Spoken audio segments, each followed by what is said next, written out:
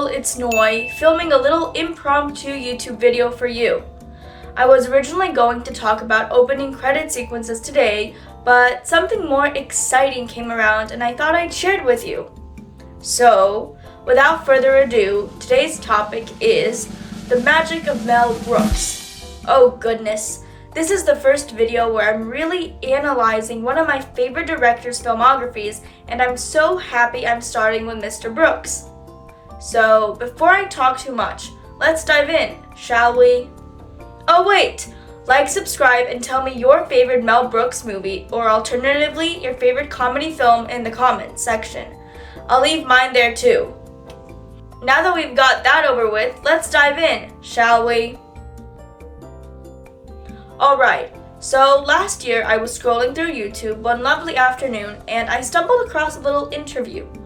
Now, I don't remember which filmmaker gave out these recommendations, but I just remember that this person described 1974's Young Frankenstein as a perfect movie. And I usually take recommendations from famous filmmakers because it helps me sort of get into their minds and understand their movies better. So I was like, let's give this Young Frankenstein movie a chance. And the rest is history. If you're not familiar with Mel Brooks films for whatever reason, let me give you a little breakdown of what they look like.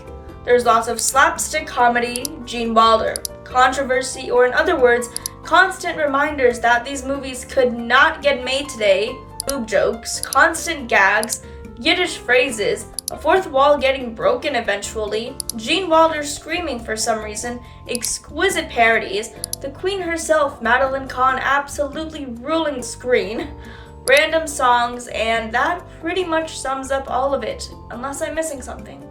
Oh yes I am. Lots of cameos for Mel Brooks himself, and I mean lots, and they're also pretty good ones because he's a comedic legend.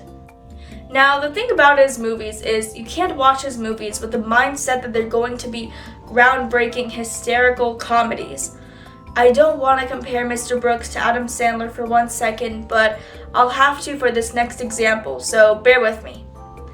It's like you start watching an Adam Sandler movie that your friend said was absolutely amazing, and you think this is going to be the greatest thing in the world.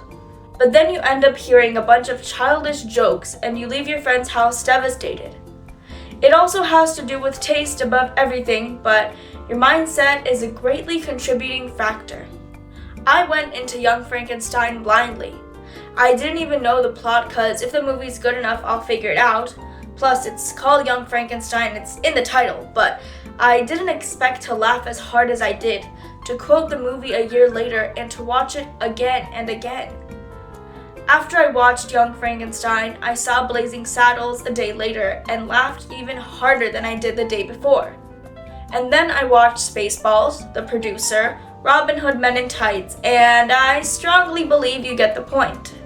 Head into Mel Brooks movies with no thoughts in your head and you'll be surprised. But which movie should you start with? Aha, that's where I come in. Since it's autumn and spooky season's in our orbit, I suggest you start the same way I did, by watching Young Frankenstein. I watched it for the second time last year on Halloween, and it's perfect for when you want to switch up the scary mood for something a bit lighter. If you want to watch a Western with zero filter, watch Blazing Saddles. It's genuinely one of the funniest movies I've ever seen, and it's so infused with pop culture and doesn't take itself seriously for 1 second, while still having a good message hidden inside of it. It's incredibly controversial, but it's so good. Plus, it's got one of my favorite movie endings ever. Finally, if you're like my friends and you're a die-hard Star Wars fan, which I'm not, watch Spaceballs. It's a parody of the first 3 Star Wars movies that came out. I'm saying it like that because my friends keep telling me that the actual first 3 movies either came out more recently or something like that. All I know is that 1977 Star Wars is not in the trilogy, but in Spaceballs it is, and it's very funny. So to all of the Star Wars fans out there, may the Schwartz be with you. That's a line from the movie. My personal favorite Mel Brooks movie is History of the World Part 1. I showed it to my parents a few days ago, and my dad fell asleep 30 minutes in, and my mom left after 40. But I think if I told them that it's a stupid movie, then maybe they would have stayed. I don't know, I love it, bottom line. It's such a funny parody of historical events, and it's divided up into chapters.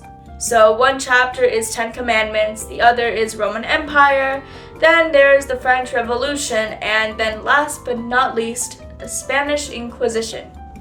Which, that one is a musical number, featuring nuns that jump into a pool and emerge from it as the candlesticks on a menorah, among other things.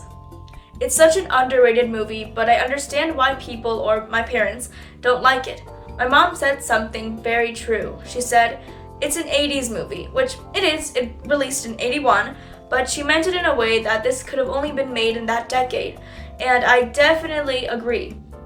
You couldn't get away with this movie today without issuing a personal and serious apology to every single person in the world, but it's definitely worth a watch. So that was all I had to say about Mel Brooks. Thank you so much for watching my video. Let me know if you've watched any of these movies, and if you have, I'll be happy to discuss them with you in the comments section.